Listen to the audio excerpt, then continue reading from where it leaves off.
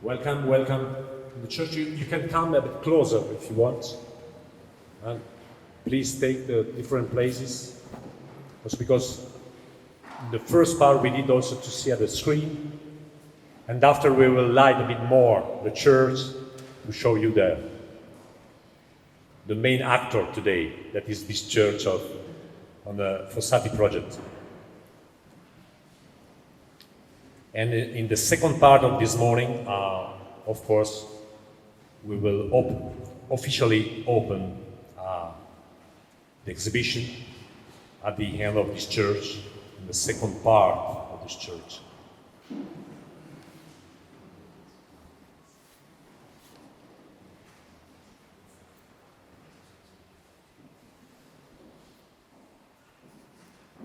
Perfect. I think that we are not waiting for someone else. No? Luca, nerede? Benim kardeşim yok. Luca,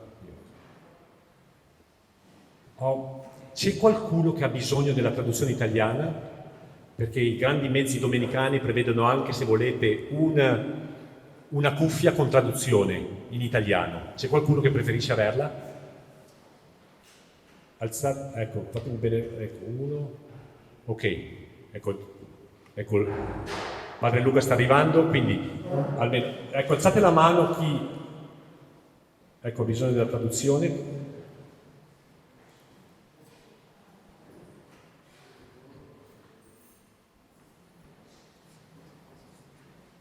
Per tradurre dall'inglese, per tradurre dal nostro inglese, ci sono due elementi complessi. Ok, perfect.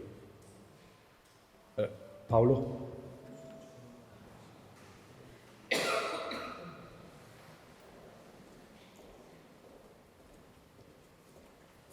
Okay, perfect.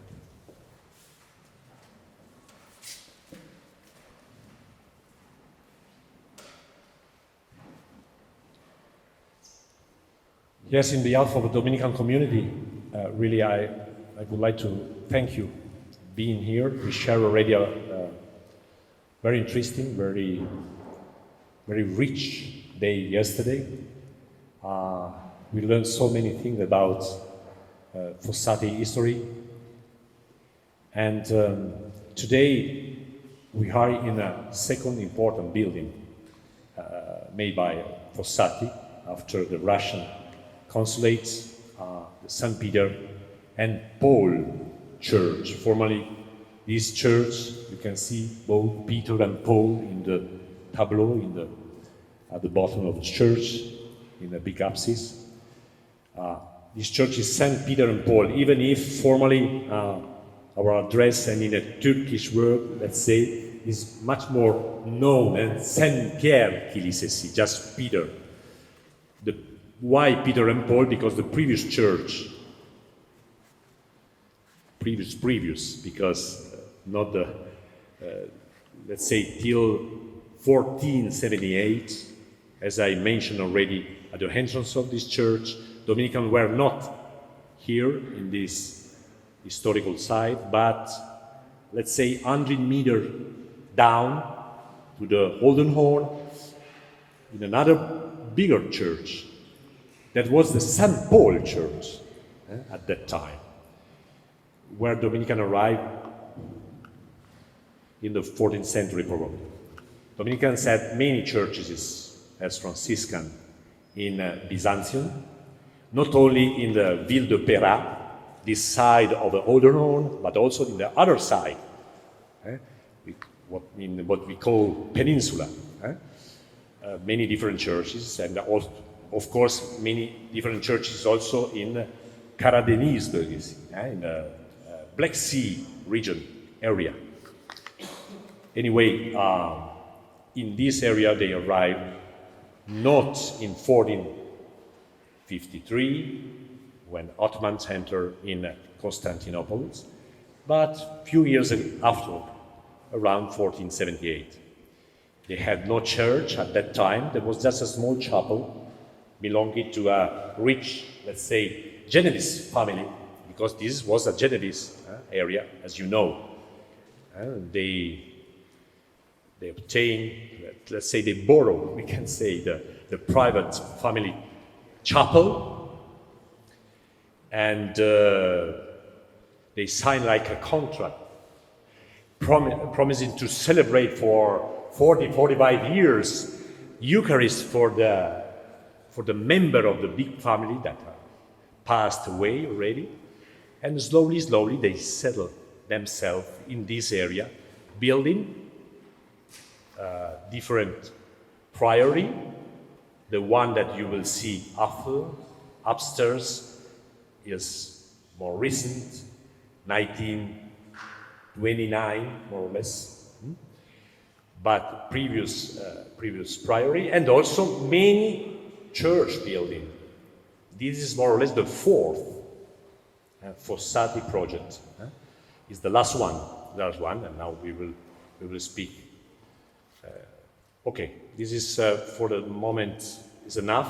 I will give the floor to Professor Dr. Yonca that will introduce the two first panelists, and after we have like an exchange, a debate after this presentation.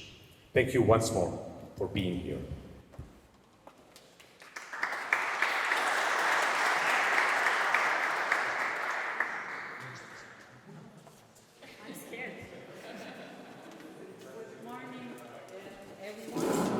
Welcome to our event for this morning. We hope to speak about the history of the church and also the history about the complex. It's not coming. Yes. It's working. Okay, let me do it like singers do. They do it like that. Okay. So we hope to discuss with you and share the knowledge about the history of the building and the complex. And for this reason, I would like to invite Professor Deniz Mazlum and Irem Güçlü Prifti. Irem has conducted a master thesis on this church and for its restoration together with Deniz Mazlum under her supervision. So I give the floor to them. Deniz Hoca, please.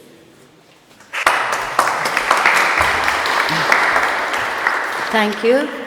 So good morning. I will just make a brief introduction before leaving the place to Irem.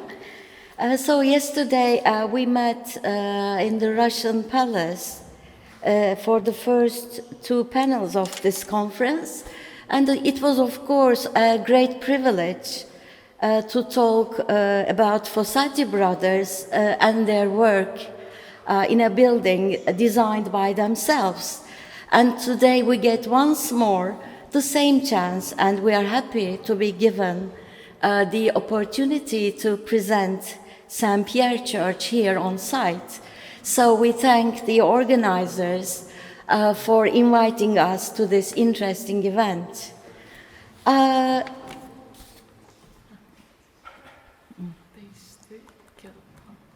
right. Okay. Sorry. After presenting briefly the architectural features of the church, we especially want to concentrate on the main problems the building faces and our restoration project, together with our reuse proposals. And as the church is part of a complex, we believe that to find proper solutions for just the building itself would not be appropriate, and that it was necessary to consider all the buildings on this Dominican territory that cover an approximate area of 4,000 square meters. The fact of having a secluded character might have eased somehow the preservation of this territory as a whole, but at the same time, the lack of connection with the surrounding urban elements and users resulted in a certain desertion that has to be dealt with. So that's why in our reuse proposals, we wanted to provide a link with the city without disturbing the quietness of this place of worship, and this is a space of about 180 years old. Let me quickly introduce the buildings that we see today on this Dominican territory. Well, as most of you know, there are several buildings from different historical layers, and the oldest visible structure is the Genoese fortification walls, or a portion of the Genoese fortification walls dating back to the 14th century. Sen Piyer Han, or the Sen Piyer Urban Inn, has been added to the site in 1732, and followed by this masonry structure, or the stone building as we quoted it, the guest house, again a structure of the 18th century, and then the old monastery that was built in 1838 came here to complement this part, the western part of the territory. So it's 5 years later, in 1843, that the eastern end of this land has been closed with the construction of this very church by Gaspare Fossati. So, of course, as in yesterday's presentations, we had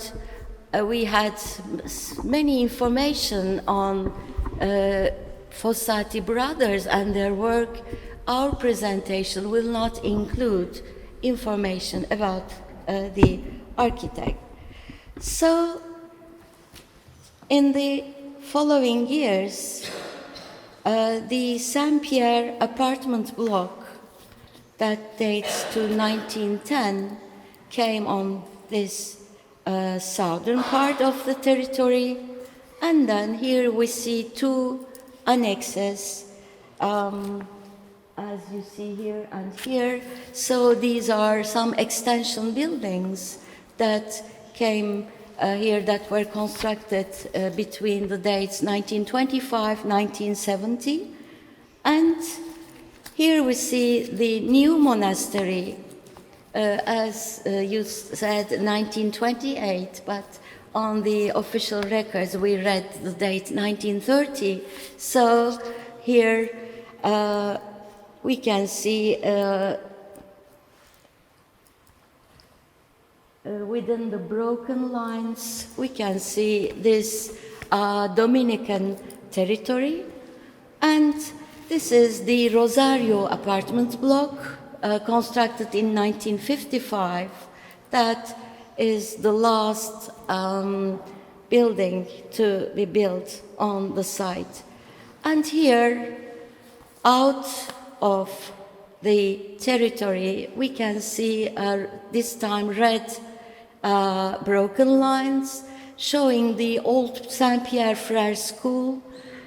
So there are several documents on this school, and we know that this land has been rented for this school, so there are several communication and letters between Dominican brothers and the school professionals. So during this work, this is a master's thesis completed by Irem Güçlü Prifti about 4 years ago in the restoration program of Istanbul Technical University Faculty of Architecture.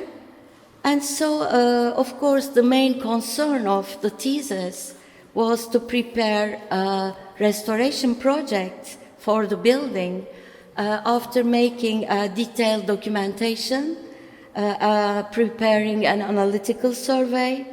But the work also included a reuse proposal that would take into account all the related buildings of the complex. And as will be shown by Irem soon, you will see that an inventory of the tombstones that are displayed in the front courtyard, in the first courtyard, was also done in the frame of this work.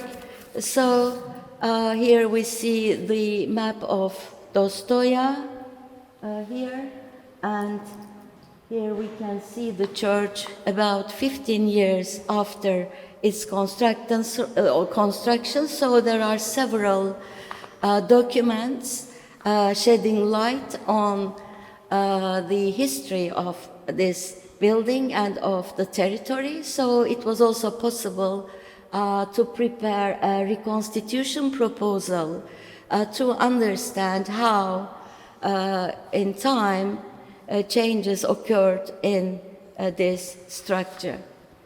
So before giving the place to Irem, I just wanted to show this contract of Gaspare Fossati with Clemente Adami on behalf of the Dominican brothers. It dates to June 14th, 1841, and when we read this contract, we can see how the duties and responsibilities of the architect are described. And by the way, I must say that the presence of such documents that are very carefully kept in the archives of the church and that are now available to the researchers at Galata Research Center, these were really very helpful for our work. So I now invite Irem for her presentation. Thank you.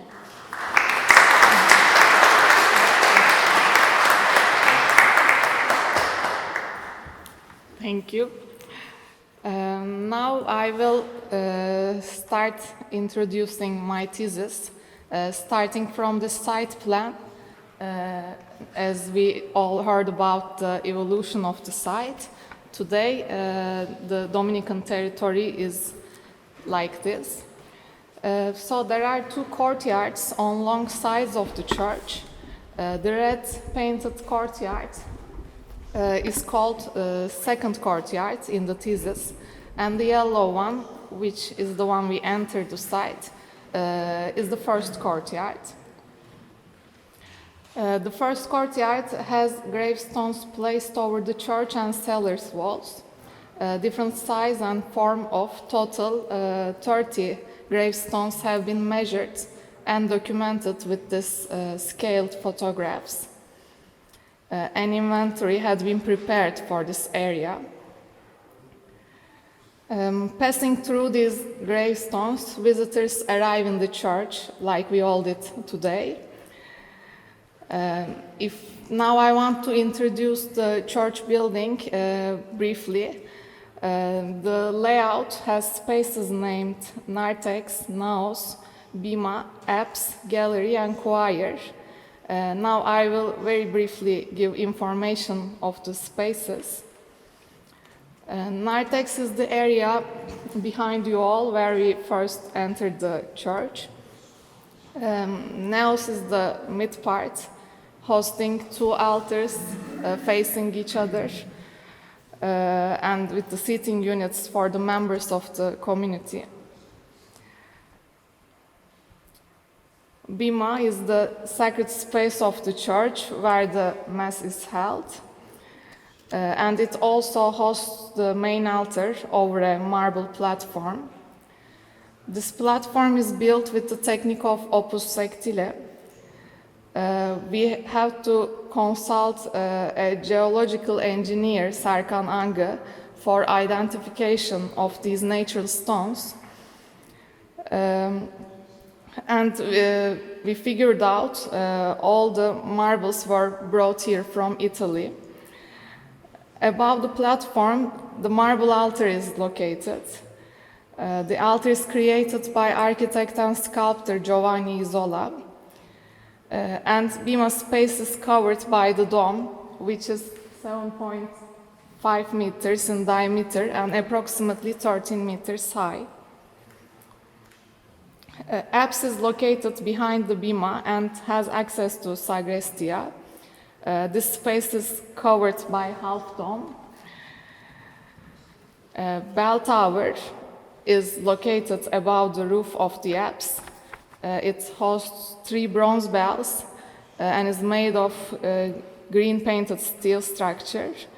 The tower is being accessed with a wood staircase behind the apse wall. Above the narthex, there is the gallery, which has the church organ made in 1875. And right above it, there is the choir. This space was being used by students coming from nearby Catholic schools, and this floor is not being used today. So now I have presented briefly all the spaces inside the church, and starting the thesis, there had been an analytical survey work inside the church and outside in the courtyards. Total station equipment was used for this documentation work, and then survey has been prepared with the drawings, such as sections with nearby buildings, facades, and elevations of the church by the neighbor buildings.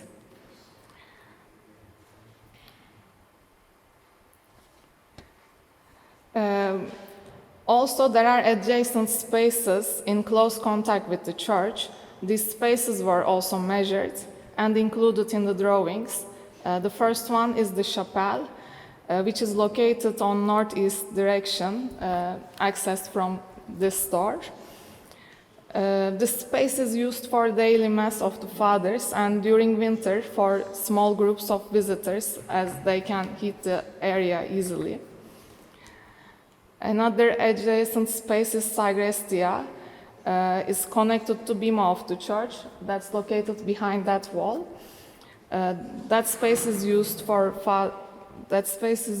preparations before and after the mass by Dominican brothers. There is the guest house, as we also named like stone building in the site plan. That's just being behind that main door of the church, which was built in 18th century. This building was also measured with 2 floors of it and included in the plans. There is Old Monastery, which is on this side behind the second courtyard. This building with the guest house was used as an Italian school from 1926 to 1970. Today the building is not used and it needs to be restored. There is cellar. It's located behind the chapel and it has a direct access from this first courtyard. The space hosted an exhibition in 2016 for the 800th anniversary of Dominican Order. The exhibition presented documents from the archives. The photos are showing this exhibition from 2016. After preparing the survey work, a reconstitution proposal has been prepared before developing the restoration proposals. So the church has been used with its original function from the day it was built, so its architecture could have been mostly preserved. In 1841, before the construction has started, the guest house and the old monastery were located on the site. So Fossati had to consider the existing buildings and their relation with the church while developing his design ideas for this building.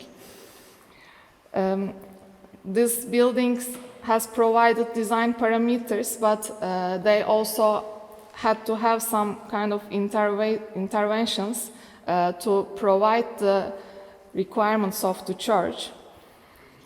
We have used various sources to develop reconstitution principles.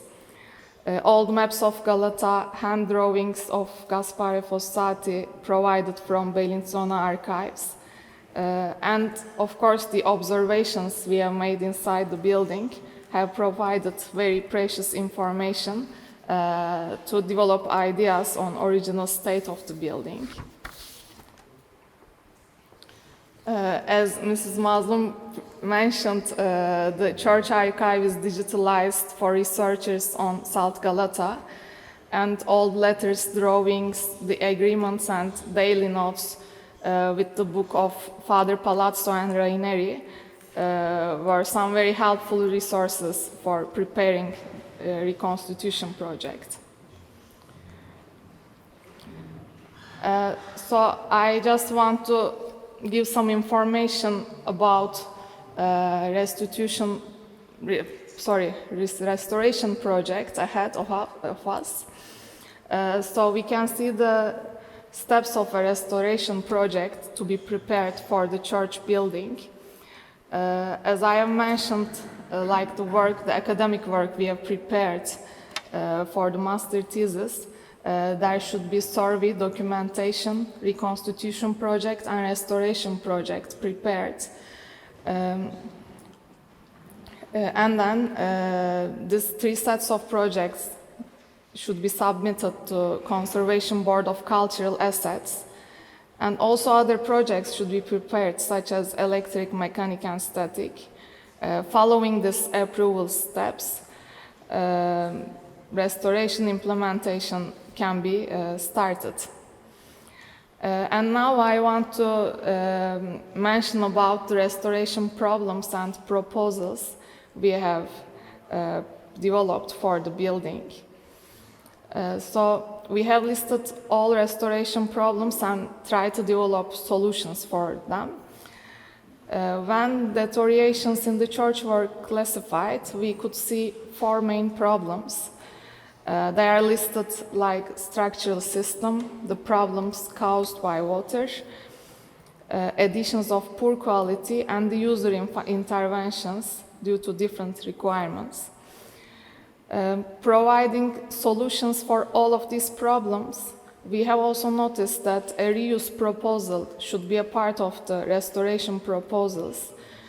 The loss of the organic connection of buildings within this territory leads also to maintenance problems for the church indirectly.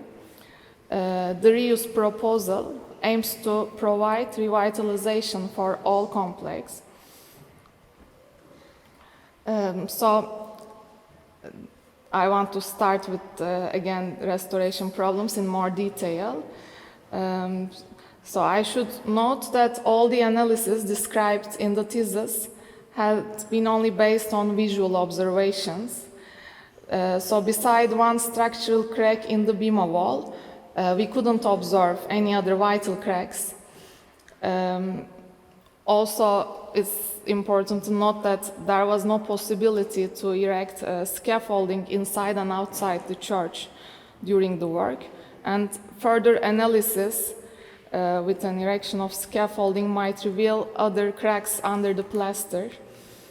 Also, scraping work inside the building will provide better information for the structural state of the building and will let us reach various painted decoration layers. The second problem is water. So we are seeing again the second courtyard in yellow. We know that there is an existence of a well marked with this red dot in the site plan.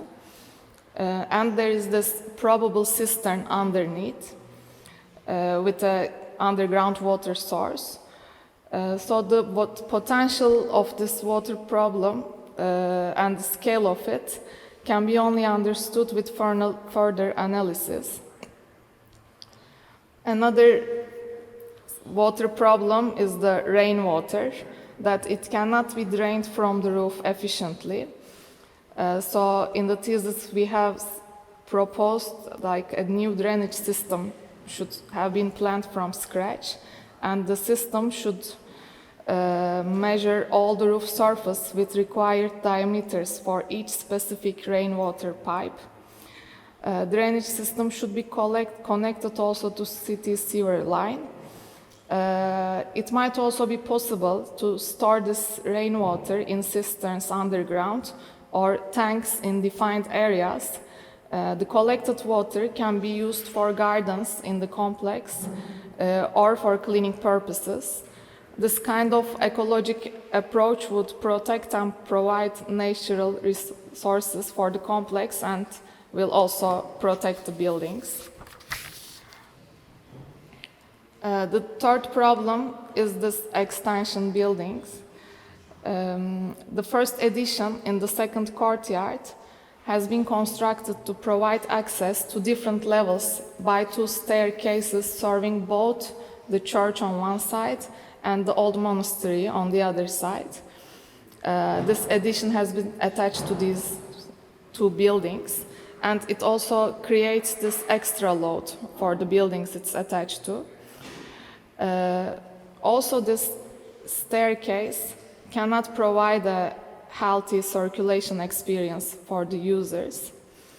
Restoration project suggests to remove this building and build a new staircase, a new structure, transferring its load safely to ground, and it should be located independently in the courtyard, detached from the buildings, and have extensional bridges to connect to church and old monastery building with the minimum intervention possible. This new staircase is proposed to be constructed with steel structure and clad with glass panels to make the surrounding buildings as much visible as possible. Another annex building is the reinforced concrete structure on the other side of the courtyard. This building is constructed between the church, old monastery, with Sen Piyer sitting and Genoese walls.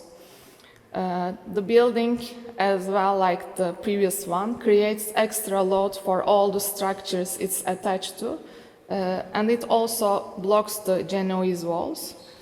Restoration project also suggests removal of this addition and make the Genoese walls visible. The third problem is the user interventions. So, like this additional buildings, there were additions done inside the church on element scale. One example of this is the screen panels blocking the visual connection of choir and the church. The restoration project suggests to remove the screen panels and locate laminated glass surface instead. During the Mass or while church is closed, visitors or small groups can be allowed up in the choir to see the church with an access from the new proposed staircase structure. Other problems occurred due to weathering. There are material deteriorations inside. The main altar is threatened due to corrosion of the iron clamps under the marble claddings. Specific conservation work should be held especially for this main altar and the other altars. And marble surfaces should be cleaned and required parts should be replaced. So, listing all of these main problems and proposals, we have added this reuse proposal for the complex. So we call this new place Galata Research Institute. This new function is proposed for old monastery, painted in red in the key plan, and the guest house, which is painted in yellow, also using the courtyard between all of these structures, church, old monastery, and the guest house to revitalize the area altogether. We have considered the potential of the church archives and the great location, and then decided to propose to place this institute here. With basic repair work, these buildings can be adapted to the new function with just the addition of furnitures. Institute, together with the second courtyard, can be open to public and researchers, and the place can host events about Dominican culture, Galata, Istanbul, with collaborations of the other foundations and institutes. So if we look in more detail of the guest house building, we also suggested to have an access through the guest house to church. Here. Sorry. Here, this access. Adding a glass door from the Galata Kulesi street facade. Restoration project proposes to make the church more visible from street through this guest house. The space is proposed to have a small exhibition with a model of the Dominican territory, and introduction panels of the church with the complex will greet the visitors and give precious information about this rich history. Actually, right after this presentation, we will just see a visual demonstration of the place. So actually, one of our proposals has been already succeed. So we thought that this space can be always open to visitors and tourists on their way from Galata Tower to Karaköy to this street. And this way, while the church is closed, it can still be seen. Sorry, just a few words about the guest house. The other sections of the guest house are suggested to host a bookshop and a cafe on ground floor. Bookshop and the cafe, and through them we can just access to second courtyard. Upper floor's layout has been developed to serve as a research institute with management office, study rooms, and a small event hall. And now we come to the second courtyard. For active use of this space, an outdoor projection screen is placed on the northeast side of the new staircase structure we are proposing. During the possible days, this surface is proposed to be used for open-air projection for the cultural events.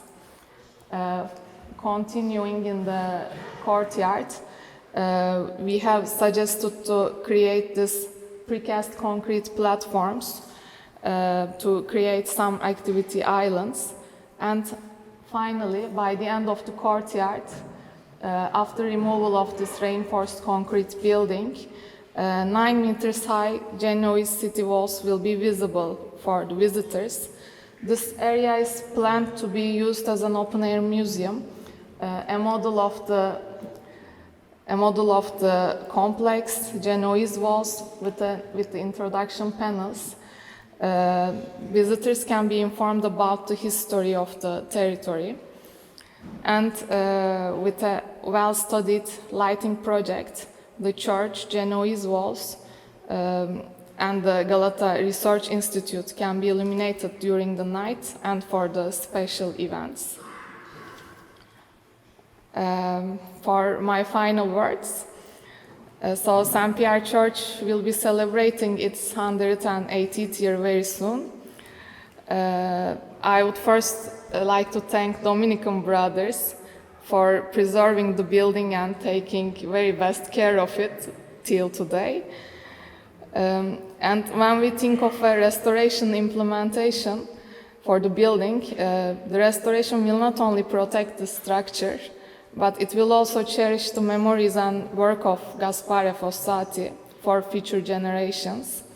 With his brother Giuseppe, Fossati had significant contribution to the 19th century of Istanbul. We hope that this conference had been and it will be an event as a gratitude for the memories of Fossatis, and we are very glad to be a part of it. Thank you for listening.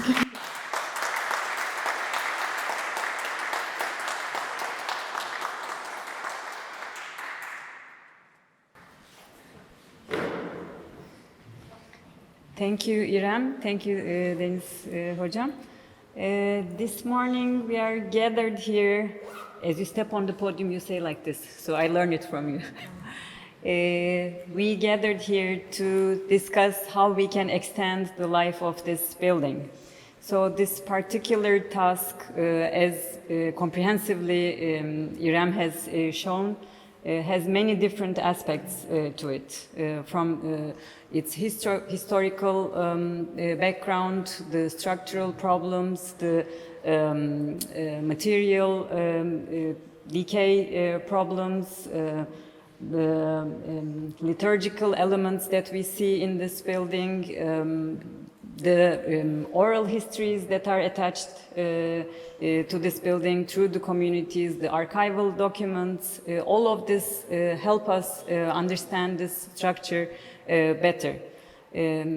Furthermore, the area that this building is located, Galata and Pera, its relation with the historic peninsula, the 19th century that makes this building available, the Fossatis, their relationship with the Dominican fathers and also with the Ottoman state, all of them have impact on this building. So in order to discuss all these different aspects, we are here today in front of you and open this up to discussion. I'm here, I'm very happy to moderate the session once again, but there is another reason why I'm here today, because 25 years ago I made an academic work on the Sen Piyer urban inn that Irem just mentioned, which dates to 18th century from 1771, adjacent to this building, and it's part of this complex. We have Paolo Girardelli, he is an expert on this Galata Pera region and as well as on Fossatis. And we have Father Claudio Monge, who will be able to tell us the liturgical aspects related with the building. So I invite them, Deniz Hocam and Irem, to the podium as well. And the floor is open to you as well, no need to mention, but we will discuss how to save this building into future based on these different headings. So,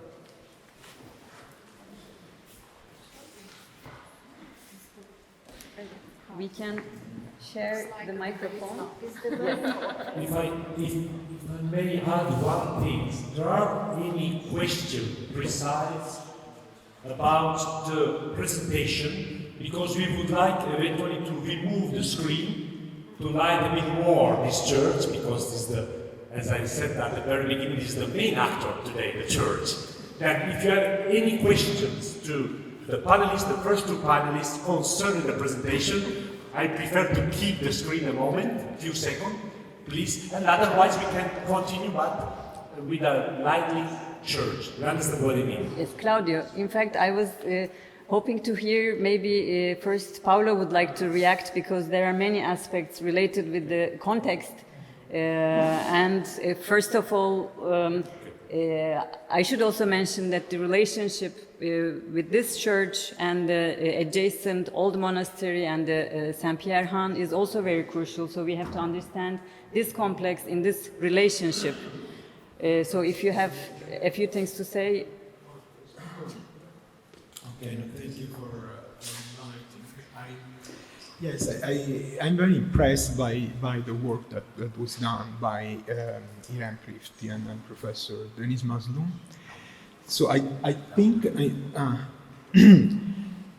I think it is an excellent starting point, having a clear vision of the complex of its many layers. It is a palimpsest, as well. Yesterday we had a presentation on Hagia Sophia using this concept.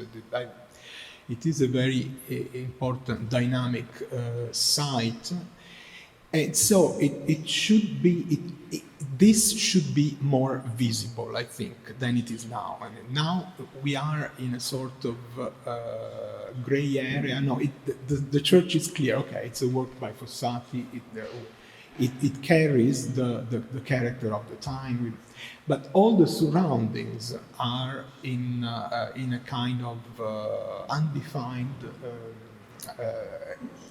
area for the common visitors. So these things, yes, maybe may gain a new visibility with the restoration project. I think especially valuable is also the survey of the gravestones that connect also the outer space to the archives, because in the archives you have all the burial records from the 18th century to the recent past.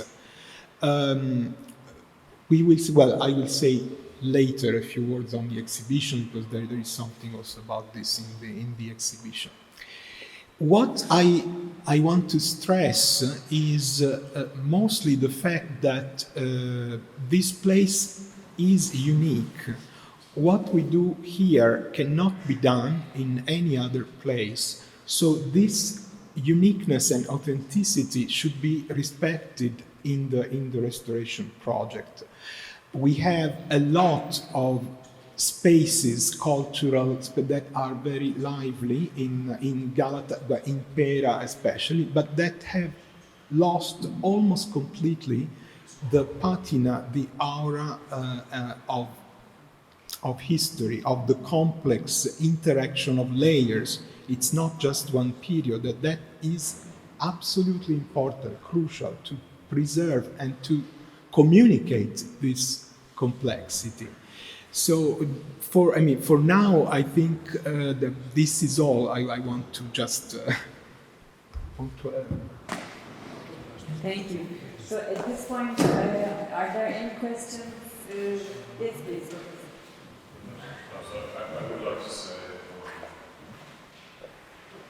I would like to say from a different angle. I think we're all struck by the enormous richness of the memorial stratification from the 15th century to now. I mean, we've seen the various ups and downs in the acceptance, in the amnesia, in the denial, in the recurrence. I think if any plea could be made in Istanbul at the time, I think, or another kind of World Heritage concept in a way, it's this extraordinary area that was shown until about 1914 and beyond. That there was an interaction, always under tension, but at the same time there was an interaction between these levels, and therefore I would completely endorse this. I think your concept is wonderful. I'm coming in from another end who looks into the survival of the presence of, yes, Jewish cultural institutions. I'm not Jewish, but I'm very, very much interested in that from various angles. We see that in Eastern Europe, we see it in Ukraine, we see it in Russia, we see it in Poland. These are concepts which are under pressure, as they've always been. I think what is very important to this is to realize we're actually defending cultural richness and we're defending cultural memory. And this, I think, in that sense is one project. Museum, archive, the functioning church, the preservation of this institution. So Thank you, Professor. This is a richness, but at the same time, it's a very big challenge. Because the Dominican brothers have to keep this building open for religious service, but it's also a matter of interest for touristic purposes. So although it's hidden and confined within the city walls and within the high walls of the complex, it's still a matter of curiosity for outsiders, for visitors of the city. So to match these two functions together is not an easy task. And for this purpose, we will discuss this issue in a while. But before that, I want to ask Father Claudio how this building operates in religious purposes. Because to my understanding, the Latin Catholic churches are always entered from, for example, vertically using the naos, entry from narthex. And in this case, we have a different use and different historical periods. Practice of religion has impacted the building as well. So the visitors need also understand these aspects related with the building. Not Fossati and the architecture 19th century is important, but also what the building offers in terms of sacredness and religion is also important. So we are curious to hear from you. Thank you very much, Yonca. Those that spoke before are not preachers. You know, we are used to preach even without microphone, and you can hear maybe easier. Very interesting what you said, what we heard. I think that there is not contradiction in what we heard and what I'm trying to say you. First of all, I will start with a quite strong sentence, this one. We are not in a simple shrine of good memories of the past. We are in a church that hosts a living community now, at the present day. We are not just moving caryatid, opening doors to people that are visiting walls and places, but first of all, we try to animate, to listen to people belonging to a new world, let's say. What I want to say is that when Gaspare Fossati made a project of this church, for sure was in a time, historical time, totally different from this time.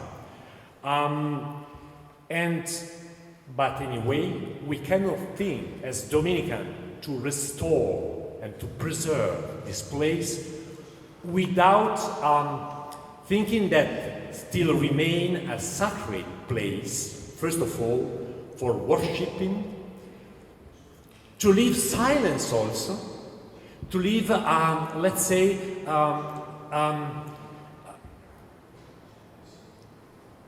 special spiritual dimension that is quite important in this incredible city that is also so noisy, so living, so tiring in some way.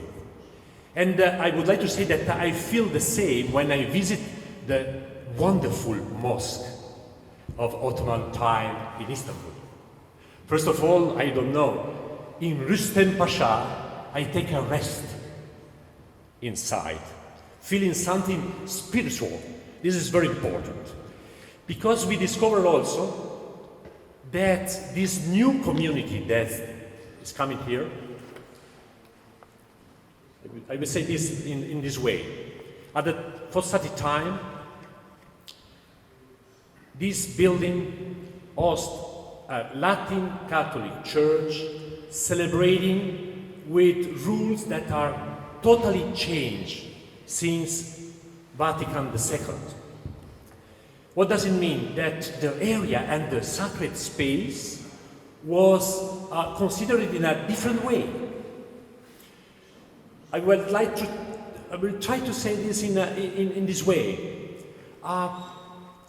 From Vatican II, there is a shift within a sacred space that is considered a space that need to keep distances and different rules, to a space that try to be inclusive.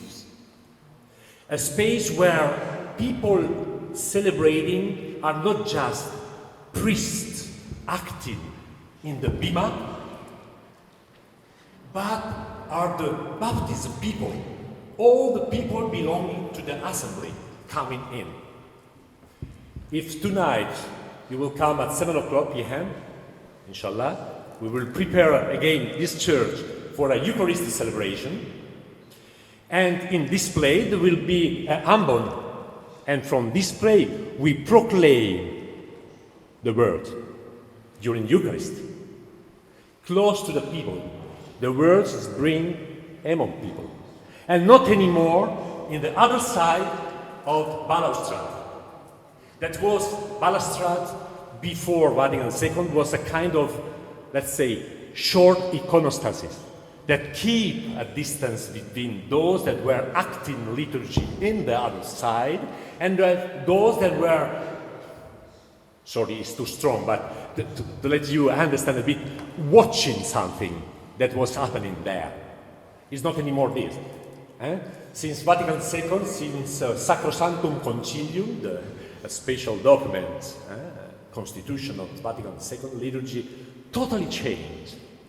This is very important to understand this. And also, in terms of thinking how to restore this church, of course, there are new rules. For instance, the main altar that was put in the mid of the bima is some way disturbing our view. Now, maybe we can remove the screen and it will be more open, because the main real altar is the main altar down at the bottom of the bima. Why there is this, let's say, awful altar in the middle? Because the liturgy changed. Priests are not anymore celebrating, giving back to the assembly and watching to the altarity, but they are trying to include assembly in this celebration. You understand what I mean? Another very important thing, the reform of the Vatican II means to introduce in the Latin liturgy, Latin Catholic liturgy, the vernacular languages. We use today all the possible languages. First of all, Turkish, because we are in Turkey. Why I'm saying this? Because it's normal and I can fully understand. But we are coming up from a long, peaceful struggling with whole community that was the Levantine community, Italian-speaking Levantine community, that till 15 years ago cannot even consider that we can celebrate a Latin Catholic liturgy in Turkish. Are you joking? This is the language of Muslim. No, it's the language of people living in Istanbul. You understand? And we are already doing culture also, educating people to a new vision. This is very important to let understand this. And we start 10 years ago as Latin Catholic Church in all the Latin Catholic churches in Istanbul to proclaim the gospel, the most important reading during the Eucharist, in Turkish. And after, being ready to preach, to read other readings in French, Italian, German, English, why not? According to the language of the attenders, of the people that are in the assembly. You understand? This is very important. Gaspari Fossati didn't know all these things. It's normal. It's totally normal. And we need, and I come back to the question that I raised yesterday to Silvia Bedone and to the panelists of the last panel. What does it mean to restore? What does it mean to manage with the past and present? This is a crucial question. At the same time, liturgy, yes, important. Today, this community is like a number, less numerous probably, numerically. If we compare with the Levantine Italian-speaking community, but it's an international community without not any special identitarian reserve, let's say like this. African people, Asian people, Turkish people, Christians, of course, people coming from different origins, and especially not living anymore in this area. This is also very important. When you come for a congregation, traveling 2 hours from Istanbul, of course, but from Asia or from other side, maybe, for instance, you need to have the main important meeting of the week, not in Sunday morning, that once when I was young was sacred for Christians, but in Saturday evening, because people don't get up anymore in Sunday morning to attend a Eucharist before 11 o'clock. It's very easy to understand. You understand what I mean? This is very important. This is a side of the question. But as correctly Yonca remember, we are in an area, in a space. More and more, we welcome visitors that are not just tourists. First of all, are Turkish people living in this incredible city. This is very important because thanks, sorry for the term, thanks to pandemic, without no tourists coming from outside, also the touristic agency in Istanbul, they try to survive, showing this city to the people living here. And sometimes the people didn't know. In Istanbul, there are 50% of people living in Istanbul, they didn't know Hagia Sophia at all. Turkish people living in Istanbul. No idea what does it mean Hagia Sophia. Huh? And they discover. And they come with good questions. And with Father Luca, it's a long time that we are reflecting. We need to give an answer to these questions. To give an answer to this question means to give an answer to believers, others, but believers, or not believers, that are questions on symbols. And here we come back, and I'm addressing myself also to the expert of the sector.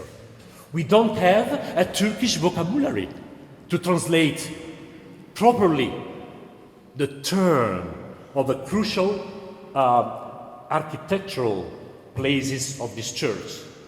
Sorry, I cannot say that the tabernacle, for Christian Catholic, the place of the presence of the host, of the living host, that is a kutsal dolap, sorry. It doesn't work. A sacred, how to say, model. We can say like this, we need to find something else. And we need to find such a term with Turkish people, with Muslim theologians also, to have a feedback. Turkish speaking Italian, and to work long time to find it. This is in front of us. Because of this also we are Dost-I. We are Turkish, Dominican Cultural Center. We need, and last time, and after I give the floor to the others, and we can continue to debate. What is amazing in Istanbul is that it is one of the rare cities where Christian can easily enter in mosque, and no Christian can easily enter in the churches. But we need to keep such a places, mosque as well as churches, first of all, as a place of worship. People need to feel the sacred place. They need to feel what does it mean to keep silence. They need to feel what does it mean to enter in a different dimension some way. I don't know if you understand what I mean. And this is really absolutely crucial, and we are working in the last years very well on this. Also starting from sometimes harsh question, hard time. I give my last example, very concrete. A few years ago, we wake up in the morning and we discover on the entrance door of the church and the walls just behind some writings. This is usual. But for the first time were Muslim writings. Singing and praising Islam against Christianity was the first time. Very strange. But a more shocking thing was that looking at the cameras, the taggers, the person that wrote such writing were three women, young women, in black burqa. First time, never seen this in Istanbul. Was hard. What can we do? We contact immediately our Turkish Muslim theologian friends, and we said, what can we do? And from that day, we start with visit of imamated lisesi. There are many religious schools in Turkey. We prepare with many teachers that are open to discuss this, the discovering of a sacred taste of the other, because the first way to struggle against sometimes violence, prejudice, is to welcome people, to speak each other, and to try to understand what does it mean. It was very interesting. Thanks to these packs, we opened a new time in dialogue. But we need also experts, we need people. At the moment we are 3 brothers. In few days Antonio will leave and we are hoping to wait a 3rd brothers. But we are at the beginning of a process, as correctly the counselor Julian said yesterday, and Tiziano too. And then we are hoping to collaborate with different reality institution expertise also, once more, to keep such a place as a living place and not just museum or shrine of a nostalgic memory. Thank you.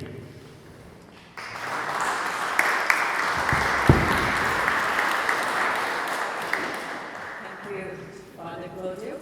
I now understand why you dressed up your gown. There was a purpose, right?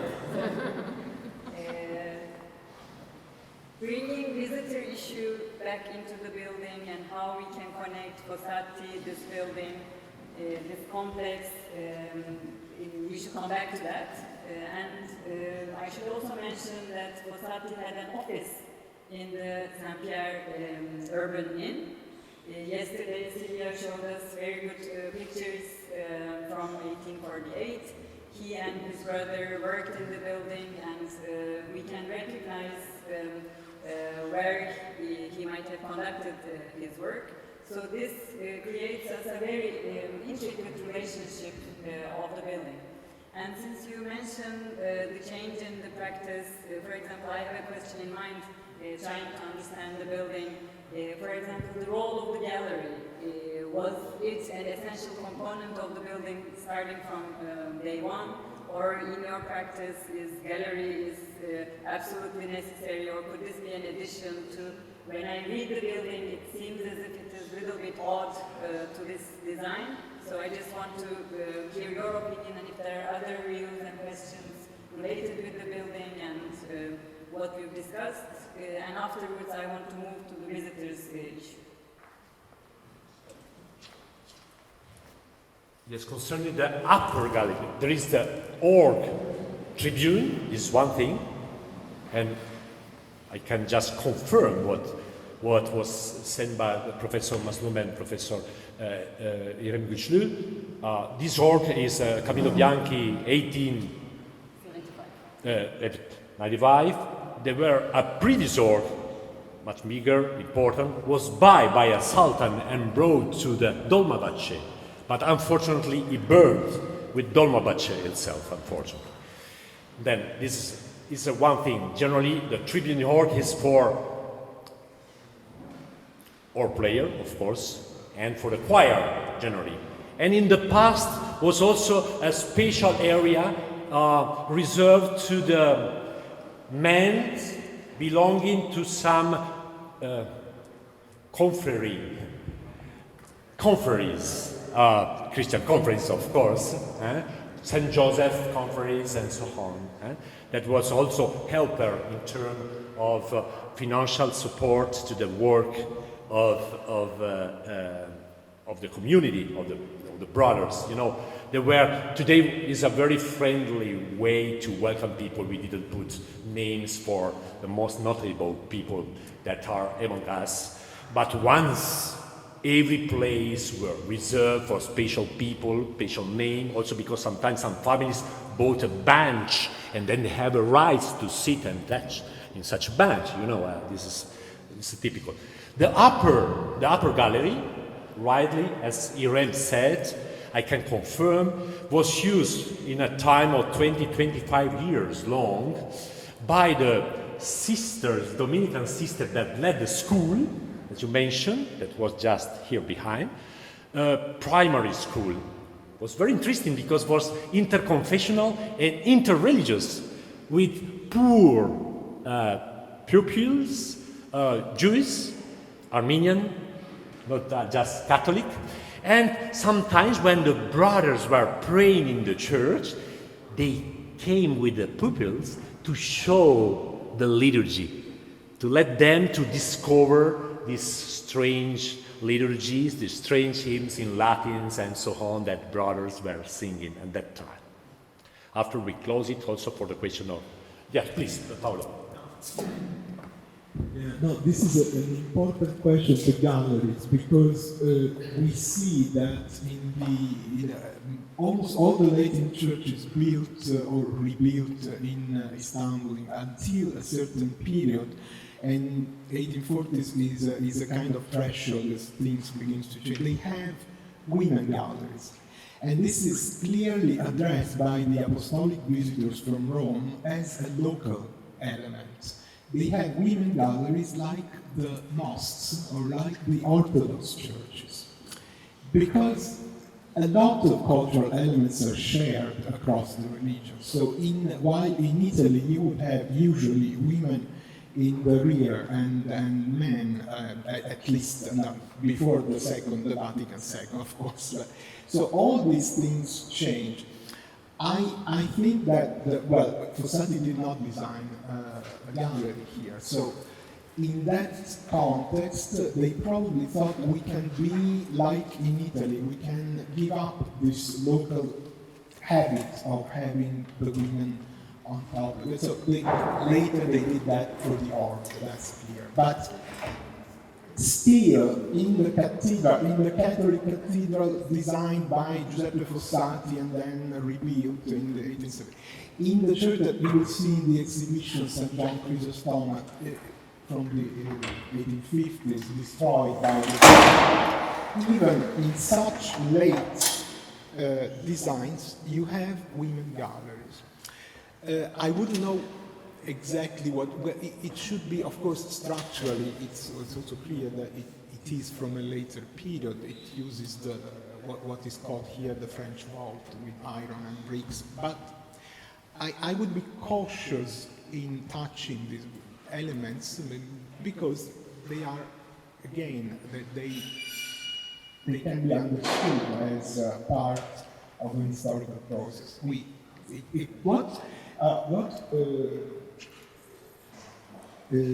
Claudio was saying about the altar is, yes, it's understandable. The altar is also covering a very sophisticated design that, so in this case, I don't know, I would consider what you were saying.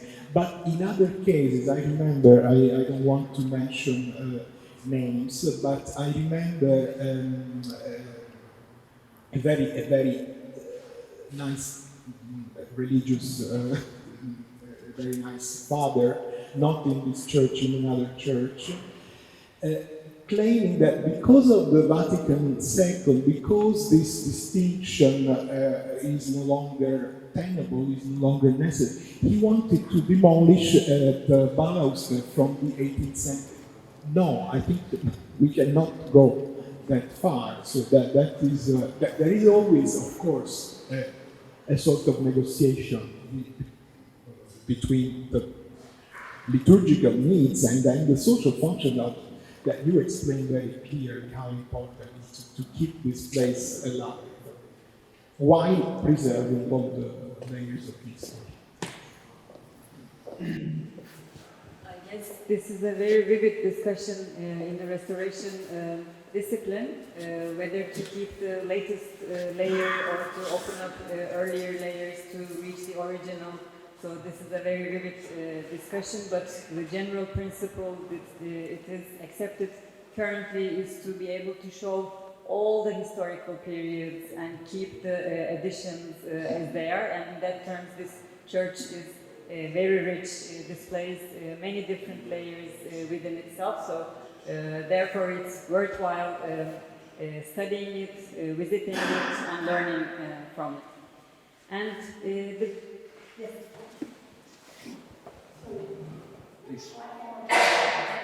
Very close. I think the way you explained the building as a story of the change in the religion offers a potential for the modernization of the space as well. Because, I mean, this can be a tool to explain how much Christianity has changed in its approach to people. Then the building will have a story to tell to people, but because I think not everyone knows this, not everyone knows the Vatican Council and how this approach between the watchers and performers changed the way the celebration is taking place. So I think keeping it as it is offers a possible scenario for the touristic visit as well.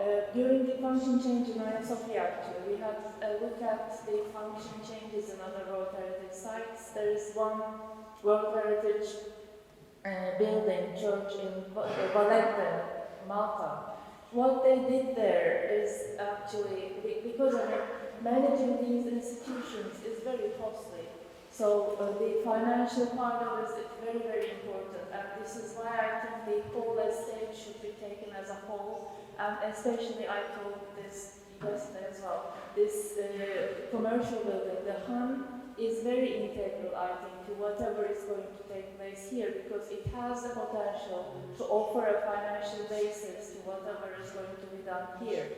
Including, I mean, we may be thinking of a Galata Institute, which is a perfect idea, maybe, but still an institute needs a financial sponsor as well. So if either we are going to have to find another savior for the institute, that the institutional basis should be established by another organization, or else the existing means are going to be integral for the overall complex, and the tourism part is integral to it maybe. What they did in Valletta, they had a rich collection of art works, which were in time distributed elsewhere. They collected them back, and then during the Mass time, during the time the community is using the space, visitors are not allowed, but I mean, it is done in Jerusalem as well. I think the different communities use the same space in different times. By just allocation, different slots for different uses, I think management of users is very possible, and there are very good examples around the world. And for the maybe time when non-practitioners, non-practicing communities, when people come here for not for sermons, for not religious use, then keeping the building as it is offers maybe something which people visiting other religious Christian spaces may not be able to hear. Your story, the story that you tell, it's very nice, I think, here. The scale is very good. The way you tell, I mean, is very, is itself something worth to see, I think. The way you tell about this space, and through this space, how much religion has changed. So I think this is a great potential. And this can be considered also while deciding about the space. Also about the space, in my opinion, having this kind of less complicated layering is a chance too. I don't know what the experts think about it, you know, better, but usually we may be seeing more layers and we don't know what is original anymore. Here we have an original, definitely. And that original, especially if we are considering a potential for, Yonca was saying it yesterday, World Heritage nomination of Fossati sites. This building is not singular, actually. It is part of a series of the work of very important architects that we all know and understand their importance. Then preserving their work may be the main consideration because of the larger picture. Because, I mean, the way I conceive it is really as part of the palimpsest. They have other works elsewhere, and this work here connects to them in my mind. And so, just deciding about this building in isolation from the context of the other buildings and from the other society work, I think it would be a loss of the value that we have already. And that value is not only artistic value, but it's also financial value. Tourism, finances are a reality. Whatever we want to do, we need money for that. And also we need good stories for people to come. And your story, the story that you told is very good. So I really think the experts, they made a very ideal presentation of the problem we have here. It's a complex problem. It's not the problem of the building here, and as we told, it's not the problem of whether we should be taking this out or for the liturgical purposes. Thank you. If I may, Yonca, please understand me. We don't want to demolish anything. I never thought in my life to demolish the balustrade. Absolutely no. I just show you other perspective that need to keep in account all questions. I can give you the suggestion from the Sultan talking about religion which is changing and in connection with the renovation of Hagia Sophia. I'm quoting now the words of the Sultan as quoted by Gaspare Fossati himself. Gaspare Fossati was writing in a letter, I quote in French and then I make a summary in English. So Gaspare Fossati, when he started renovating, he uncovered all these Byzantine Christians mosaic in the Hagia Sophia. He showed to the Sultan, and the Sultan said, okay, toutes les autres images mentionnées, chrétiennes, ayant été recouvertes d'une légère couche de plâtre, conformément à l'intention du Sultan, qui me recommanda, dans une de ses visites, de les cacher de manière à pouvoir les découvrir en temps opportun, vu que, pour le moment, la loi religieuse le défend. So the Sultan was recommending to Gaspare Fossati, please cover this Christian's mosaic, but just with a thin layers, because in the future, when the religion has changed, we will be able to uncover them and enjoy them again.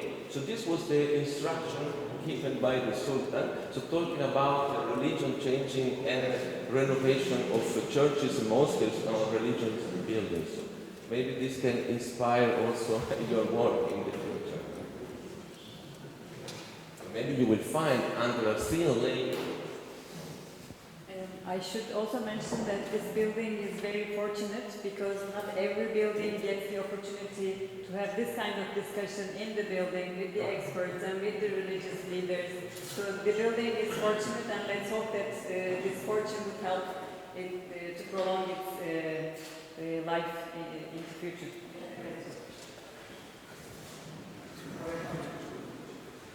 As an architect, I am very experienced, very often experienced.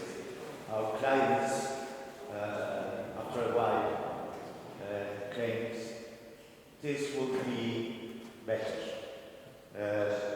I would do it not in the same way. So now you are the client, and I am curious. Are you comfortable with the design, or do you think this would be in this way or in this way? I will change that. What's your opinion? I think the design of the use or design of the aesthetic. Thank you.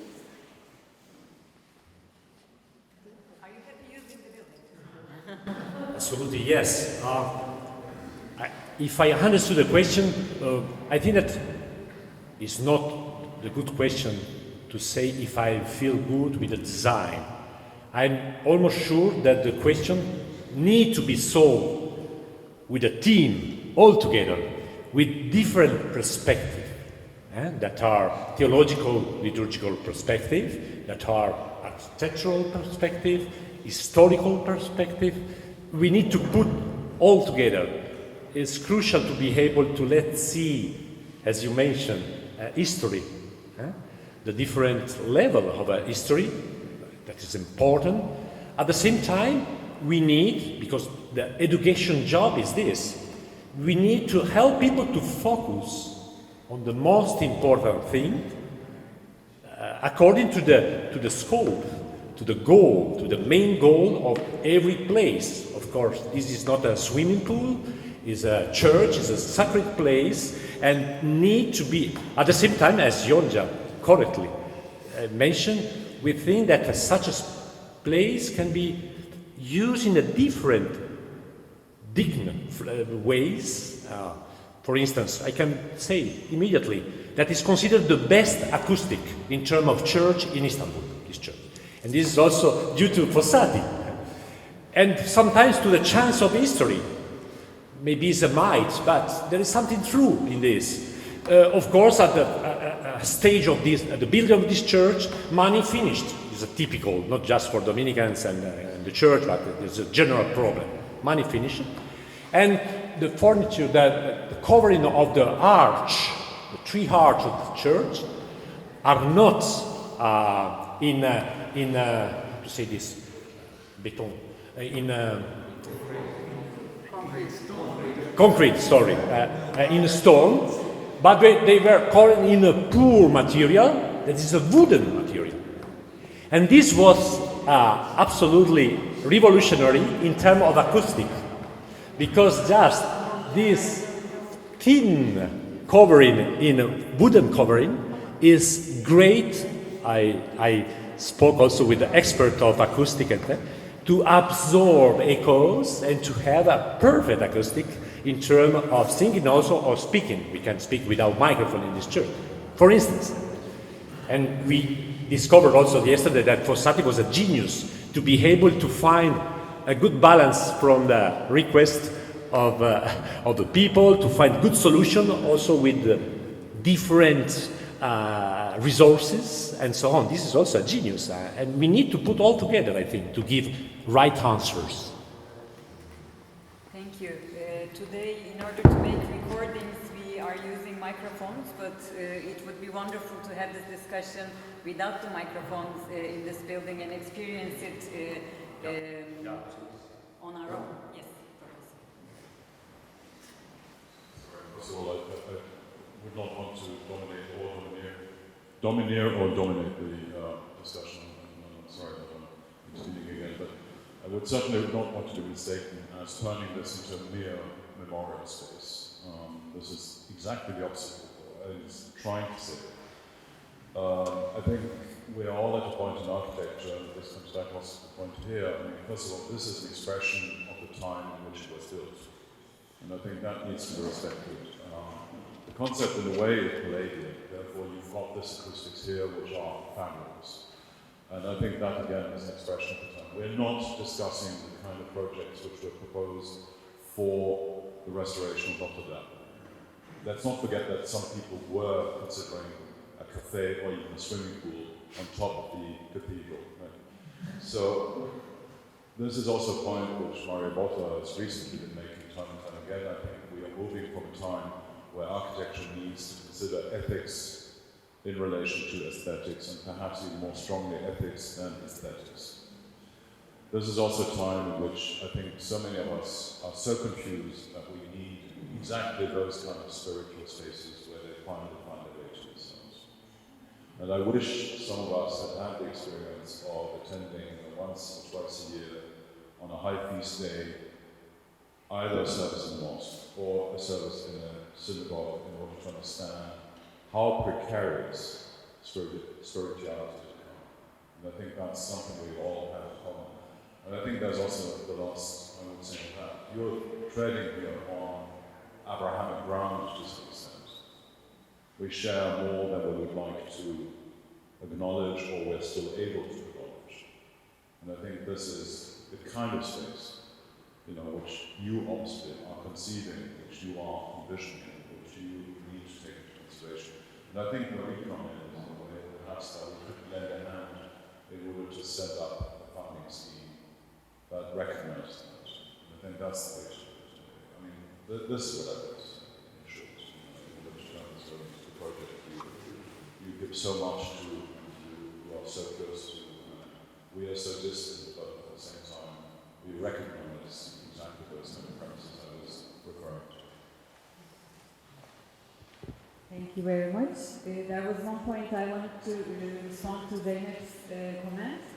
Any function has to be compatible with one another. So when we think of this complex as a unified element, inserting this research institution should work with what is existing in the Han building and what happens in the monastery, the old monastery. So it should be treated as a unified concept. And it's not easy because we are in a very we are in a very valuable property at the heart of the city, and there are many different concerns about how to use these places, but we have to manage the difficult option and to take care of this complex as a unified element. So if there are other questions, yes.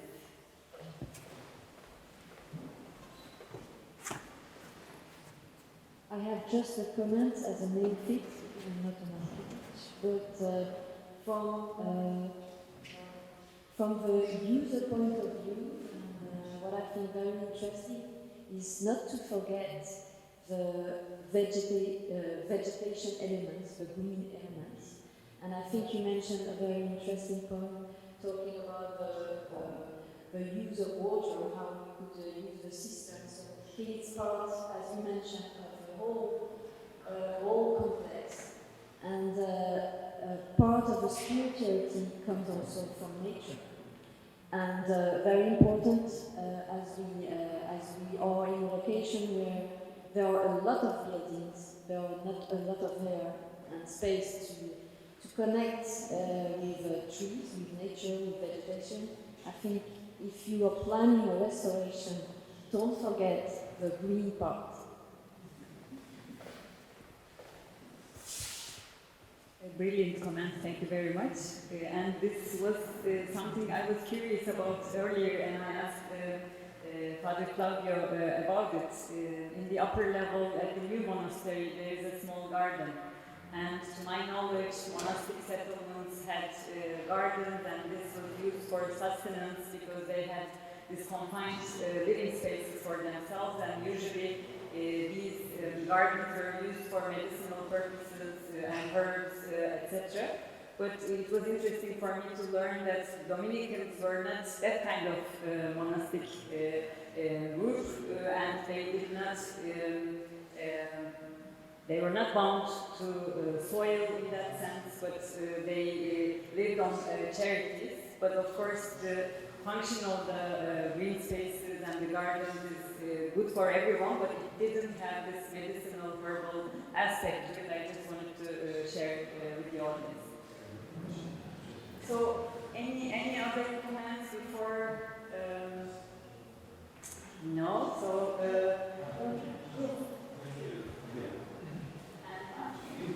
Just one curiosity, we have in our wonderful booklets the original plans in Fossati, which are very decorated and it's beautiful. My question is, was it realized or was just his first idea and he did something completely different? Has any of the ones check? And his painting is quite new. The reason why it's going down. Thank you.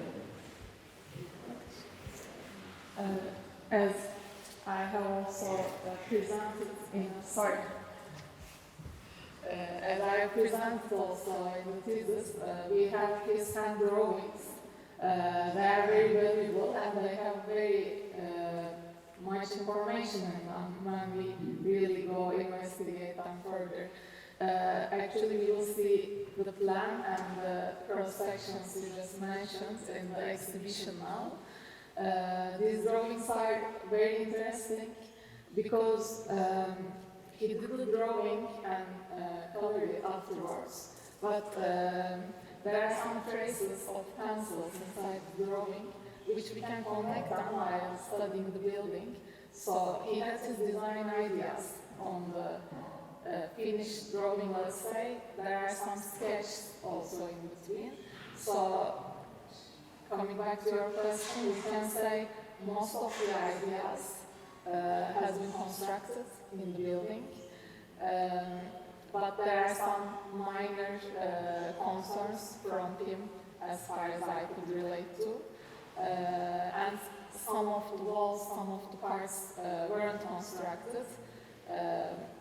Probably I shouldn't tell so much in detail. We can talk over a visual to give better understanding. But his drawings tell a lot about the design process and also the actual state of the building.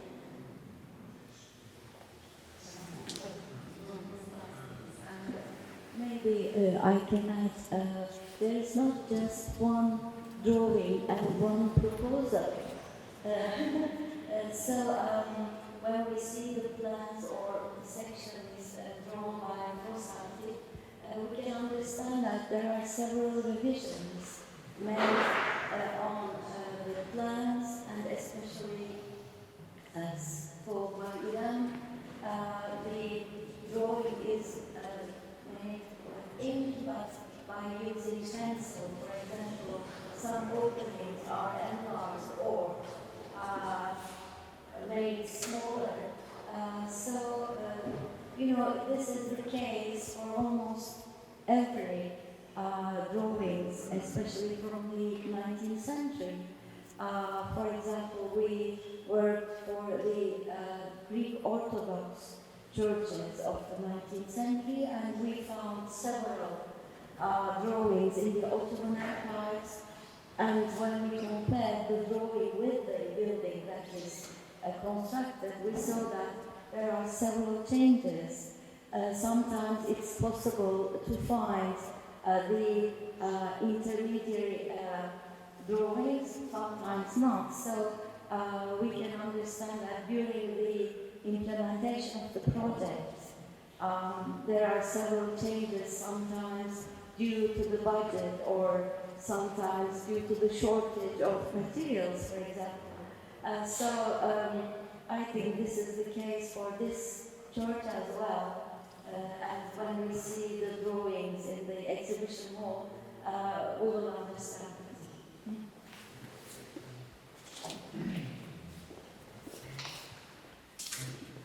it. Yes, as Irem said, we will see some of this in the exhibition, but maybe we can anticipate that as she has found out, the church was damaged in the earthquake of 1894.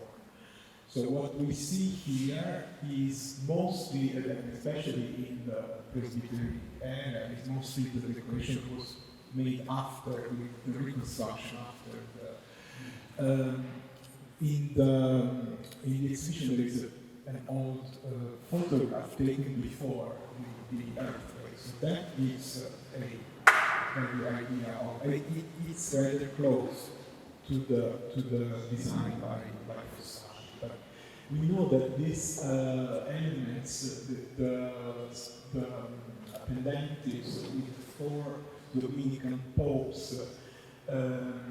and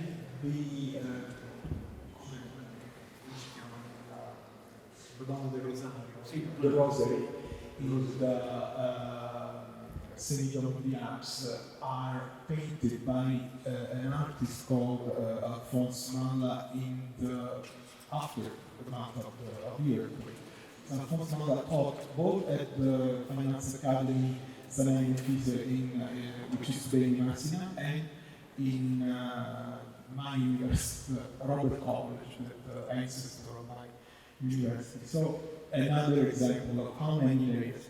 The other interesting thing in between what Fossati did and this restoration after earthquake, in between, there is a gift by Pope Pius IX,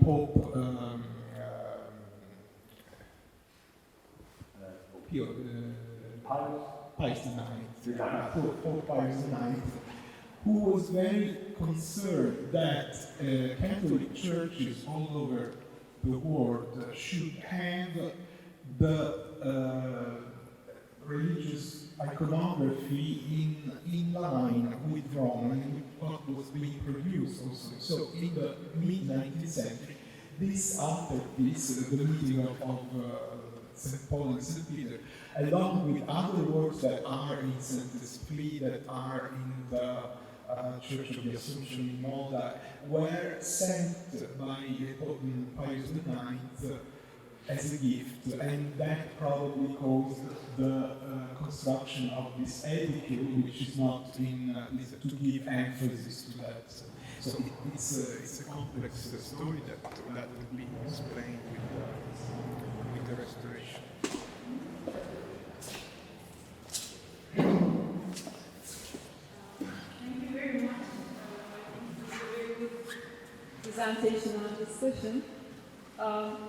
As far as I understood from your reaction to these plans for refunctioning, I think you are concerned about the amount of publicity the building will gain, how much tourists will visit, and what kind of a public face the complex will acquire in the end. I think that's a very tricky question, and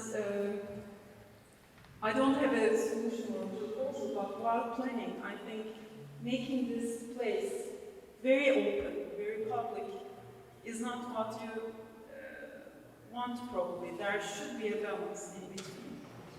And making this place part of a higher maybe chain of spaces of architectural value, maybe Fossati or 19th century Istanbul urban history, is one thing, and it really deserves it because there is a, I think, very high quality in this space and in your sensibility or sensitivity to this place.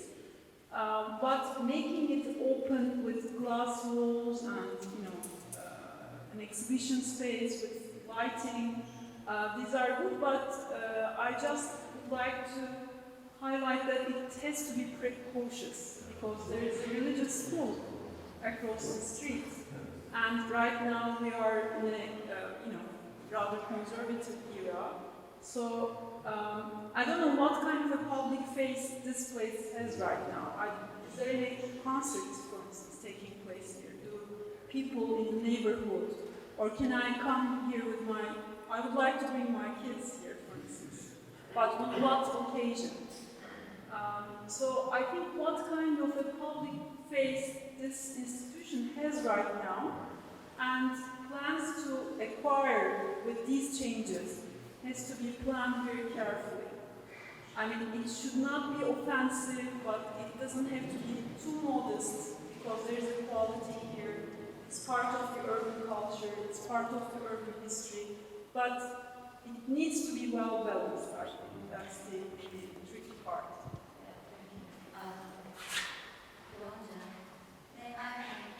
Yes, thank you for bringing this up, because this was an issue we wanted to discuss as well. So.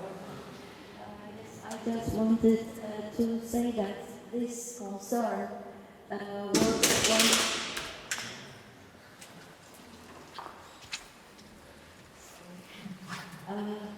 was one of the main concerns of the ICOMOS. You know, ICOMOS is the International Council on Monuments and Sites, and every year on 18th of April, this is the International Day for Monuments and Sites, and a theme is selected to be discussed during the year.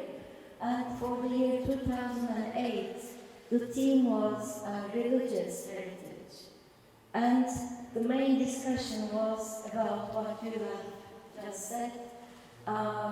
In some cases, the problems are due to the desertion of buildings, and in some others to the overcrowds that want to come in to visit the site. So the balance between these two, to be deserted or to be overcrowded, so to have this balance for the religious heritage buildings. And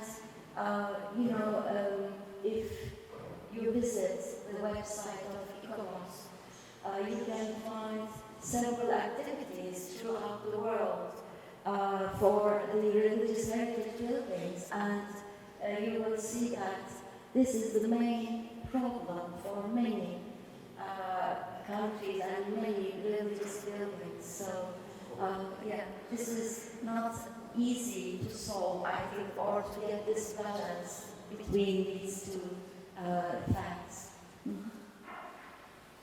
Thank you, Deniz Hanım. In fact, I was in that meeting representing ICOMOS in Lebanon, and in that meeting there was many of the issues we just mentioned, but I just also want to highlight that UNWTO, the World Tourism Organization, has ethical codes on how to behave in religious complexes, and they invite visitors to be informed about this while they're visiting religious sites, because we have bad examples as well in Jerusalem. When you visit the Church of Nativity, it's not possible to make any kind of worship. It's tourists all around, and same applies to Dome of the Rock. Thanks for bringing this up, Güçlü. So we are in a moment to plan all this, how we will interact with the visitors, on what basis, on what frequency, and the terms needs to be defined. There are good examples and bad examples outside, so we should keep this in mind. Am I allowed to invite the audience to the exhibition, or are you? Okay. Yes, of course. We can move to the second part of this morning. Once more, thanks so much, first of all, to Professor Yonca for leading this session. Of course, we are concerned that our crucial, serious problem. Once more, the question is not to belong to one party or to another party, but to find, yes, a good balance. And I would like to underline once more what said Professor Frank, that is absolutely crucial in this historical time also. And second, the question is not just to keep open a church, but to be there, to lead people to discover such a place and to interact with people. This is a crucial question. Then sometimes, in the previous time, before pandemic, there was a board at the entrance with time of opening time and closing time. We are planning with Father Luca to open this church to show also now the exhibition that we will inaugurate and the church itself in the October months, every day in the afternoon. Then we will put a book at the entrance if you want to put your name to come and to help us to welcome people every day. We are two. Then this is also the question, to find a way to run such projects, but we want absolutely to do this. Also because of this, we are Dost-I, Dominican Cultural Center. We are not just celebrating liturgies, we want to help people to enter, to understand such places, a question of interfaith dialogue, inter-ritual dialogue. Now it's too late, but it would be possible to give you many examples of shared church. We share 5, 6 churches as Latin Catholic Church with Syrian Orthodox communities. Every Sunday we celebrate both Catholic and Syrian. Tomorrow afternoon here in this church, in the afternoon will be a Protestant congregation that we preach the words here in this church. We welcome them. For Protestants it's very easy because they don't need special things. With Syrian Orthodox means to think mobile iconostasis, curtains, is a crucial question also in terms of space, of architecture. Is very difficult. And to understand what does it mean to use in two different ways this, but it belongs to the history in Alsace, in France. half of the church are both Protestant and Catholics, and there is a part without icons, aniconic, and a part that iconical, because there are two different approaches to the question of art and visual, and so on. Then, thanks so much.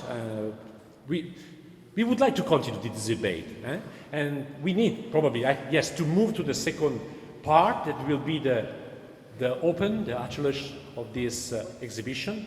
Then I would invite Councillor Julian to preside the liturgy, and also Paolo to introduce us to this exhibition in few words. Maybe do not enter all together because it's not so wide space. Claudio, We try. I have to intervene, sorry. Okay. Let's finish this part and then... Okay, please. I'm sorry.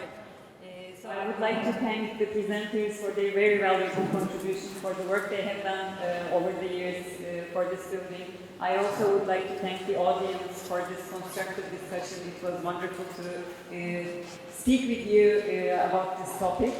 And I will invite you to the exhibition in the name of the organization team, but I have to mention that the exhibition was created by Paolo Girardelli. It was designed by Patu Design Company, and the entire team had contributed to its making, and you will be able to see some original pieces from the archives, liturgical material, some interesting material from Fossati, but also a wonderful view of Istanbul as well. And these are my concluding words. Thank you very much. And if there's something you want to add,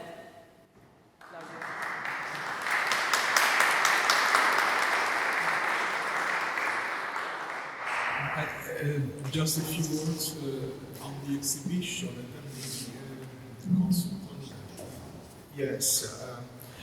So it was the idea of the exhibition, which is very small. It's very modest, but it took it was a challenge to organize such a display in a very limited time with limited resources. So what we did is we took the two rooms that belonged to the guest house from the 18th century, as Irem has shown, two rooms that are older than this church. So you start seeing the layers of just entering two rooms that connect the rather secluded space where we are to the city, because there is an entrance from the public street.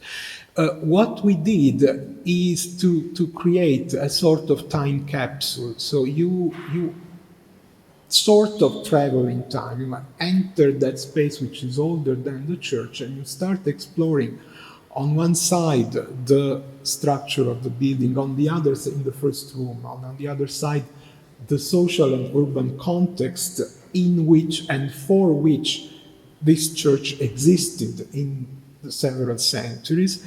There are the church records, baptism, marriage, and death of the people who lived here. There is a video animation made by Patu, the design firm, based on these records, and then the following room is devoted to this panorama based on Fossati's lithographs.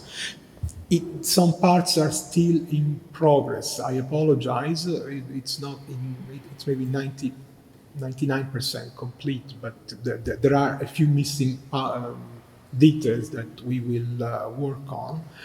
And I'm really grateful to all the supporters of this initiative, the Consul General Julien Tony, and the institutions that are mentioned in the entrance. I think we should lit up those boxes with the credits, the introduction, and then we will.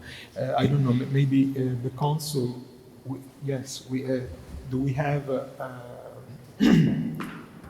red ribbon to count? No. Just.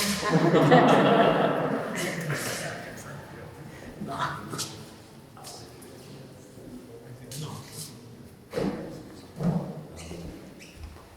Yes, good morning. I think that as we will not be able to enter all together, I will say my words here. Thank you very much for also this exhibition. I think, and for everybody who has been behind the work of this exhibition. As you said, Yonca, this is a great work, and this is thanks to your substantial intellectual capabilities and your knowledge that we have such an exhibition. It was a little bit also a race against time, because we decided to have that 2-3 months ago. At the same time, I think this is a very important testimony of what the Fossati brothers have made in Istanbul. And this is something very concrete that we can see, we can admire, we can understand. And I think this is also something which is a summary of the work of this project or the organization team. So I'm very curious, and I'm very happy to see the exhibition, which I've not seen for the moment. So thank you very much, and I'm looking forward to it.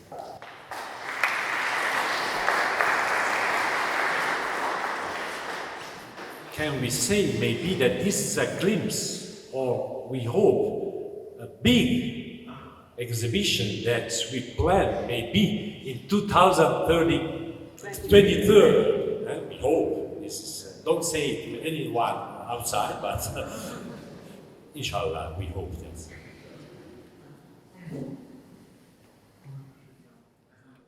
You saw already the exhibition, and I would like just to call on this stage the consular, Juliette Toni, Professor Paolo Girardelli, and Dr. Professor Yonca Erkan for a final conclusion of the 2 days meeting, please.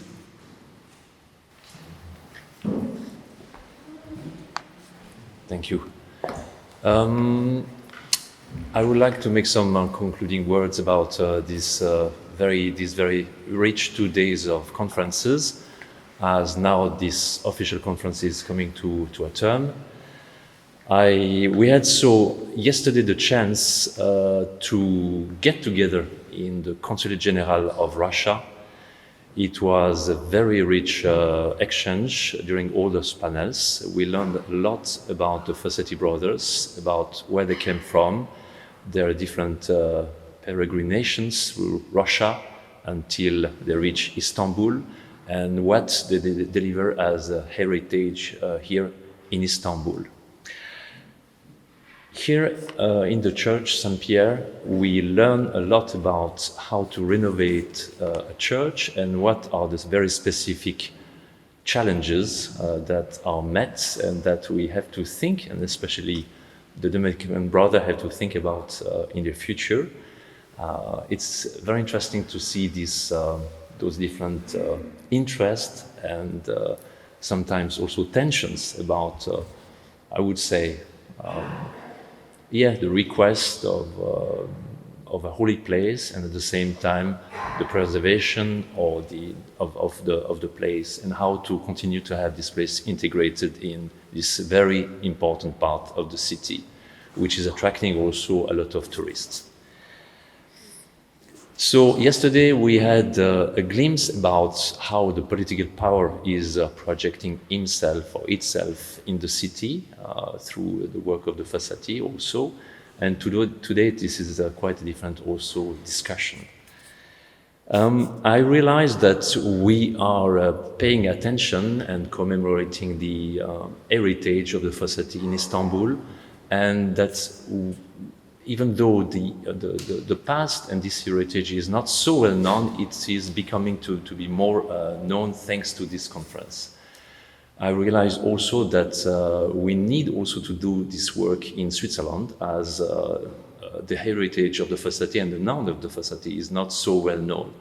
So this is one of the tracks where we might work also. This is to increase the knowledge about the Fossati and their heritage here in Istanbul, but also in Switzerland and also in Russia. One of the large projects that we have discussed, or what we think we should support and could support, this is a large exhibition in 2023 about the Fossati brothers. It It will be a fantastic project, and I'm very glad that also during these conferences, those 2 days, we could get together and bring together so many knowledge, so much knowledge, so many experts, so many energies about what we can do in the future. I would like to thank all the participants in this conference, of course, the delegation from Ticino, the president of the canton, the mayor of Morcote, and his delegation, the organizational committee, because there is an immense work behind what we have gone through during 2 days. So thanks again for your participation, and I pass the word now to maybe Paolo Girardelli. Thank you.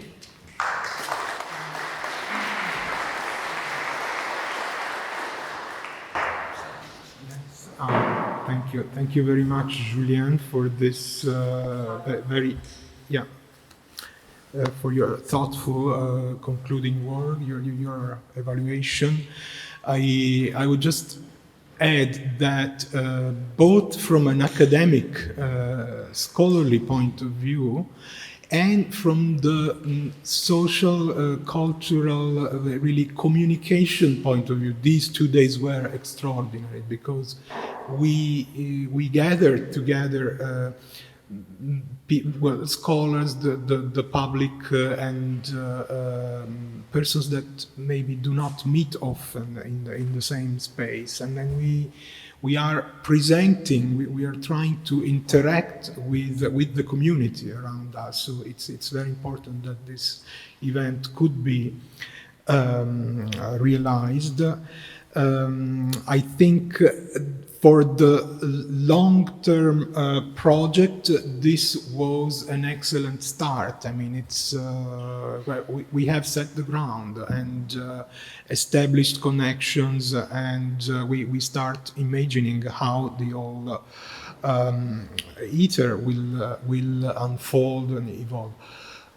I just want to thank you again, all the participants, the institutions that have supported so strongly the initiative, institutions that are both diplomatic, they are administrative from the Ticino region, and private. There are also private sponsors.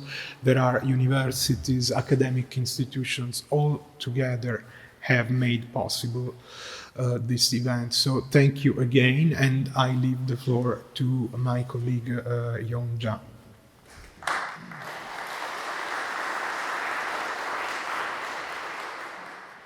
Thank you, Paolo. I would like to highlight that these 2 days that you have seen is really extraordinary, and there are no precedents to this kind of collaboration, at least in this part of the world. Here we have shown you the collaborative work of religious leaders, academicians, and also Foreign Office employees. The support of each group has contributed to this initiative, but you must have observed that we could not provide you answers in these 2 days, but rather brought up the questions for future endeavors. So in this process, we all need your support, continuous support.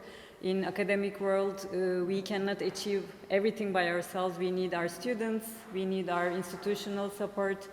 In mentioning communities, the role of communities is so important. We need audience to share our ideas and make this places living, because a living heritage is what we are after. We don't want to create another museum without its community. So to make this possible, we need all parties' help and support in our future endeavors.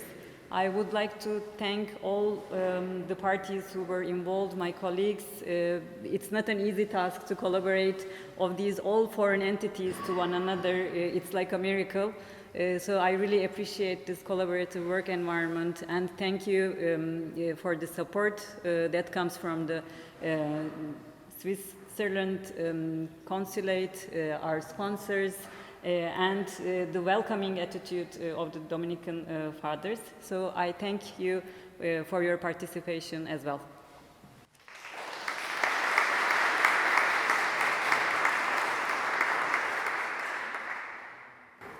Thank you very much to every one of you. This is the end of the formal official meeting. Now we are supposed to move for a brunch together.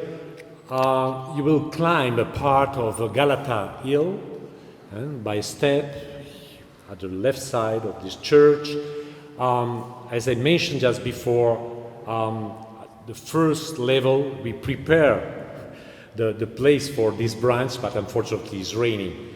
Passing by, if you want, you can have a look under the rain to some panel also that we put in the previous day. We worked a lot for this. The location, unfortunately, was not a chance. And we will move at the upper level, where there is a small garden and a porch. You will try to be open air, but under the porch to enjoy of some meal. Would like really last time I would like to give this to my brothers, to brother Luca, especially first of all, brother Antonio, is a small community, to Silvia Pedone, that is a member of Dost-I, that in the last day worked hard with us also to prepare all things, and to many volunteers that you will see also, maybe upstairs, that work under the curtain and are so important. And, pardon? And of course, this is the team, the official team that I had a very good exchange at the end also of this panel already, thinking about the collaboration that need to go on. And then really, thank you so much to everyone, and let's continue in such collaboration and in such miracles in some way, also with more Cote and so on. Thank you, Tiziano, also for the first meeting a few years ago that made it possible in this church to discover this place and to start a bit the dynamic of this meeting. Thank you so much. Then slowly, don't fall down, please, because it's quite dangerous. Climb the hill from the stairs till the garden. And yes, at what time? Because there is in the afternoon a formal part, a visit. Please. So for those who want to join, we go to Hagia Sophia and to see what is visible of the restoration work by Fossati. We take a look also at the ground of the Darul Funun. There is archaeological excavation going on, and it's possible to see the foundations of the huge building that is no longer there. And then we walk to the Türbe, to the mausoleum designed by Fossati for Reshid Pasha, which is an example of his dialogue with Ottoman architectural culture. So at 2:30, we meet at the visitor entrance of Hagia Sophia. Okay. Those who want to join. 2:30, okay. At the entrance of visitor zone of Hagia Sophia, 2:30. From here, yes, there is you can take a tramway, for instance, that stop just in between Blue Mosque and Hagia Sophia, very close, 100 meters from the entrance of Hagia Sophia. Or walking too, it's a wonderful day, and you can take a nice umbrella, good shoes, and to enjoy this wonderful city. Thank you so much.